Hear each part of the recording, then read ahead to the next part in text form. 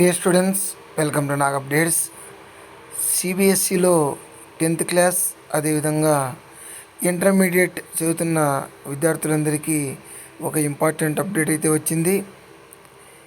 10th అదేవిధంగా 12th క్లాస్లకు సిలబస్లో అదేవిధంగా ఎగ్జామినేషన్ ప్యాటర్న్లో మార్పులు చేసినట్టు సిబిఎస్ఈ ప్రకటించింది.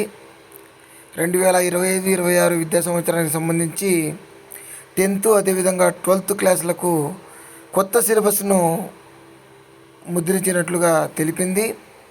10వ తరగతి విద్యార్థులు 2 సార్లు పరీక్షలు రాసే అవకాశాన్ని కల్పించారు. ఒకసారి ఫిబ్రవరి, రెండవసారి ఏప్రిల్లో. 12th క్లాస్ విద్యార్థులకు మాత్రము ఒకసారి మాత్రమే పరీక్షలు రాసే అవకాశం ఉంటుంది. 2026 ఫిబ్రవరి 17న వాళ్ళు బోర్డ్ ఎగ్జామ్స్ రాయాల్సి ఉంటుంది.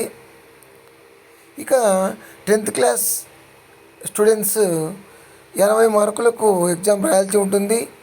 మిగిలిన 20 మార్కులు ఇంటర్నల్స్కు కేటాయిస్తారు, ఇంటర్నల్స్ నుంచి తీసుకుంటారు.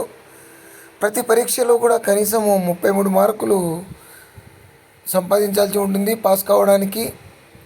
మార్కులకు బదులుగా 9 పాయింట్ల గ్రేడ్ విధానాన్ని అమలు చేస్తారు. అదేవిధంగా 12th క్లాస్లో కూడా 9 పాయింట్ గ్రేడ్ విధానం అమలు అవుతుంది. అదేవిధంగా స్కిల్స్కి సంబంధించి ఎలెక్టివ్ సబ్జెక్టులను తీసుకోవాల్సి ఉంటుంది.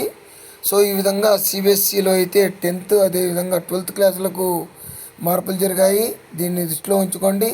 All the best you. Please like, share and subscribe my channel. Thank you.